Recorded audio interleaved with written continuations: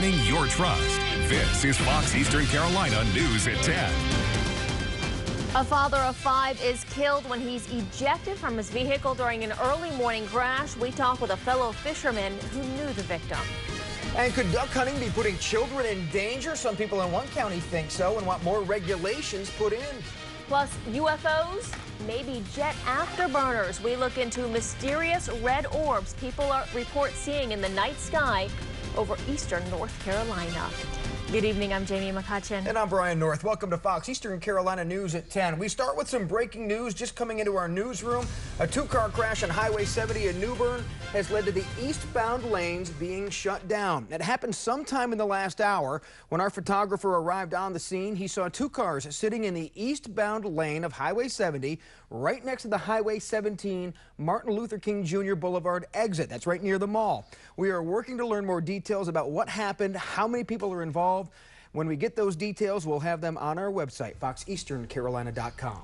New at 10 out of Pitt County, police say a Greenville man is shot tonight and taken to the hospital. That shooting happened around 8 o'clock in the area of Ham Lane. By the time officers arrived, they say the victim had already been transported to Vidant Medical Center. At this time, a motive for the shooting is not known. Greenville police tell us more information will be available in the morning. Also new tonight in Cumberland County, authorities say an argument over $5 led to a man beating his handicapped grandfather. Deputies say 18-year-old Michael Allen Jackson punched 63-year-old Glenn Maynor in the face and chest several times because his grandfather refused to give him money. Maynor was also knocked down and hit his head on a concrete floor. Jackson is charged with felony assault on a handicapped person. Hurricane Cristobal is far off the coast of the U.S. tonight, but it's not the only storm we're keeping our eyes on. Chief Meteorologist Skip Waters is joining us tonight with a first look at our Fox Eastern Carolina weather. And we will take a look at radar locally here first and really put the marker arrows on here for you. There's not any cities out there in the ocean, as you know. But if you take a look at the marker, it's showing that this is traveling from the northeast to the southwest, and that's been the trend with these showers through the evening tonight. I think most of them have been missing the mainland and probably will continue to do so. When you look at the bigger view of this on the loop, though, you can see that we do have a fair number of them out there. Possibility a few of these may brush right up along the North Carolina Outer Banks. That line also extends out a little further. It seems to be filling in a bit, so the bottom line is there could be a sprinkle or a shower out along the beaches. Otherwise, as you move through the day tomorrow, the temperature readings are going to be in the low to mid-60s, starting things off with sunrise tomorrow morning at around 6:37. Now, Jamie mentioned the tropics. We'll be taking a look at that coming up in Maine weather, but tomorrow will be another day that starts cool, warms up to the mid-80s, but then the temps will take quite a jump as we move through the next several days, highs getting close to 90. Well, some people living in Pamlico County say they are experiencing a growing controversy, and the discussion centers around some ducks. Fox Eastern Carolina's Brianna Harper visits Goose Creek Island earlier today, where people are petitioning to stop the growing number of duck impoundments. Brianna joins us now live in our studio to explain. Residents I spoke to in Goose Creek Island say the island's big, but there's a bigger problem. The idea of duck impoundments are basically taking over the area, causing problems and taking over property. This may simply sound like the sounds of nature, but for nearby residents, it's also the sound of what trouble could come. You have a noise level, shotguns going off. Okay, that's one of your problems. Two, you have a safety problem with health. Anybody in your yard and they're shooting here, and you're well within a shot pattern here.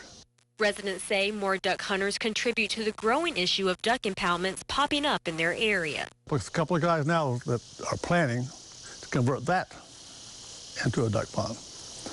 But, you know, they're right behind my house on that side.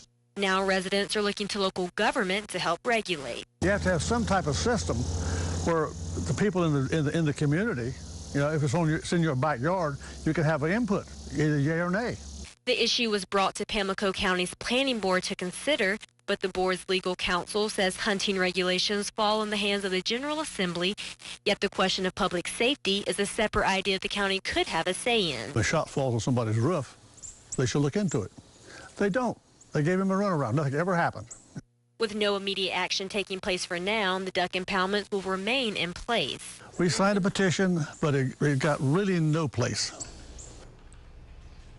Any action resulting from this petition now is at a standstill, but residents who are against duck impoundments tell me they're hopeful that their voices have at least been heard. Live in the studio, Brianna Harper, Fox Eastern Carolina News. All right, Brianna, and the chairman of the planning board says the next step for petitioners is to present a proposal to the General Assembly.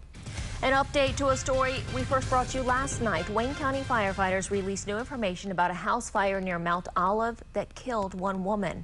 Investigators say they found Sharon Kesak's body on the master bedroom floor. They say her 12-year-old son woke up to the smell of smoke at 7:30 a.m. on Monday, jumped through a bedroom window. He then ran to a neighbor's house for help. The cause of that fire on Bass Lake Road is still undetermined. We are learning more about a deadly crash in Pamlico County this morning. Officials say a man wrecked his car and was thrown from it. 48-year-old Tracy Popperwill died from his injuries of that crash that happened at about 1 o'clock this morning on Noose Road. That's between Prescott and Scott Store Roads. Fox Eastern Carolina News reporter Amber Roberts has more details about what happened. People who remembered him, they know how he is. He was great. He was a great guy. I can't believe it even happened right now. On Tuesday morning, the Waters lost a fisherman. I worked with him on this boat here for years. We spent a lot of years on this boat. 5 children lost a father. Tracy Popperwill lost his life in an early morning crash on Noose Road near Grantsboro. Troopers say he was driving down this winding road when he lost control. He went over the center line, overcorrected. You can still see the skid marks on the road. The car was found in a ditch. Popperwill was thrown from the car and died at the scene. His blue Mustang towed away. A cracked windshield, a smashed trunk, airbags blown, a vehicle damaged. But not as damaged as the hearts of people who are mourning his loss, such as his fellow fishermen friends. It shocked me. I just seen him yesterday evening. You know, I was sitting there with him yesterday evening. His friends say Popperwill had been working on boats and fishing professionally since his early teens, taking his boats all around with his team, New Jersey, Virginia, as far up as the Canadian border. He was real good. He was an exceptional fisherman. And those close to him say he was an even better person. He's a hard worker, you know. He was good at what he did. Let's see. He was a good friend. And he'd help anybody out. Reporting in Pamlico County, Amber Roberts, Fox Eastern Carolina News. State troopers do say speed was a factor, and they're trying to determine if there were other factors.